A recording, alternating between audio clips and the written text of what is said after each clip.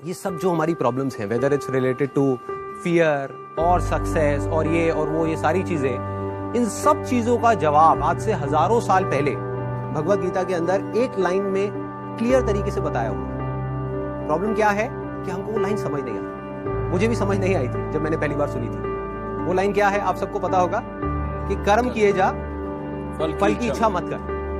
जब मैंने पहली बार इसको सुना, मैंने कहा यार कर्म किए जा, फल की इच्छा मत कर, इसका मतलब तो यही हुआ ना कि ये तो बकवास है। क्योंकि आज के टाइम में अगर हम देखें अपने आसपास में तो इसका एग्जैक्ट ऑपोजिट हो रहा है। सबसे ज्यादा मेहनत कौन कर रहा है? एक रिक्शे वाला कर रहा है कि नहीं? और उसको क्या फल मिल रहा है? कुछ भी नहीं। और ऐसे बहुत सारे लोग हैं जो बहुत मेहनत कर रहे हैं, उनको रिजल्ट कुछ भी नहीं मिल रहा। तो खेल है क्या? खेल क्या है कि हम इसको बारीकी से समझ नहीं पाए। मैं भी समझ नहीं पाया था। फिर जब इसके ऊपर एक एक वर्ड को इसको पकड़ने की कोशिश करी और समझ आया, तब क्लियर होता चला गया कि एग्जैक्टली कर्म करना कैसे है। देखो, कर्म भी सही डायरेक्शन में करना है, तभी रिजल्ट आएगा ना।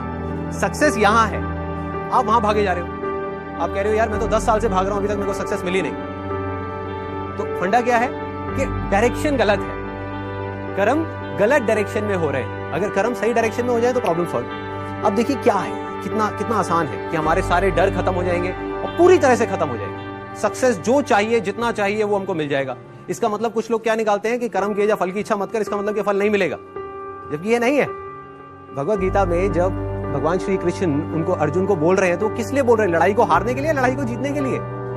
लड़ाई को जीतने के लिए, वो भी एक इतना बड़ा युद्ध, उसको जीतने के लिए बोला गया है, ना कि हारने के लिए। तो अब देखिए किस तरीके से काम करता है। सबसे पहले देखते हैं कर्म क्या है। कर्म 3 लेवल पे होते हैं। एक है जो हम अपनी बॉडी से करते हैं, जो हम समझते हैं कर्म का मतलब कि जिसको हम मेहनत बोलते हैं, वो कर्म इंपॉर्टेंट है ही नहीं, मैटर ही नहीं करता। मतलब अगर उसकी इंपॉर्टेंस वाइज अगर आप मुझसे पूछो out of 100, out of scale of 100, मैं कहूंगा 1% है उसकी इंपॉर्टेंस। क्या बॉडी से क्या कर रहे हो वो मैटर नहीं करता। फॉर एग्जाम्पल, 2 लोग हैं, 2 लोग एक ही काम कर रहे हैं, एक जैसा काम कर रहे हैं बॉडी से, दोनों ही एक आदमी को मार रहे हैं। एक मार रहा है अपने फायदे के लिए, दूसरा मार रहा है किसी और को बचाने के लिए। तो बॉडी के लेवल पे दोनों सेम कर्म कर रहे हैं, लेकिन माइंड के लेवल पे अलग अलग कर रहे हैं। तो दूसरा कर्म का जो स्तर है वो है जो हम बोलते हैं, तीसरा है जो हम सोचते हैं। असली खेल यहां है। जो आदमी सही सोच नहीं सकता, क्या वो सही बोल सकता है? इम्पॉसिबल। जो सही बोल नहीं सकता वो सही करेगा क्या? तो सारे जो कर्मों की बात हो रही है वो यहां हो रही है। और वो कर्म क्या है?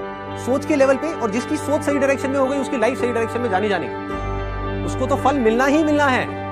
फल के बारे में जो मांग रहा है, सपोजिंगली हाथ ऐसे करके बैठे रहो कि हे भगवान मुझे फल दे दो, मुझे ये चाहिए, मुझे नंबर चाहिए, मुझे ये चाहिए, मुझे बिजनेस में पैसा चाहिए, मुझे जॉब में प्रमोशन चाहिए, सब कुछ मांगते रहो और कर्म सही डायरेक्शन में करो नहीं, तो क्या होगा? वो मिलेगा ही नहीं कभी भी।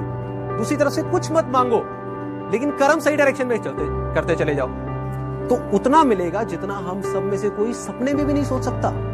देखो, लाइफ का फंडा पता है क्या है? मेरी लाइफ का एक्सपीरियंस क्या कहता है कि जब तक जो चीज नहीं मिली होती, जब तक सक्सेस की खेल शुरू नहीं होता ना, तब तक तो हमको लग रहा होता है कि यार ये भी हो जाए तो बहुत है, ये भी हो जाए तो बहुत है। एक बार वो खेल शुरू होता है, जब उसका खेल शुरू होता है ना, तो इतना आता है, इतना आता है, इतना आता है जितना हम सपने में भी नहीं सोच सकते। समझ ही नहीं आता कहां से कैसे कैसे आ रहा है। बस कर्म सही डायरेक्शन में होने चाहिए। अब वो सही डायरेक्शन में कैसे होंगे?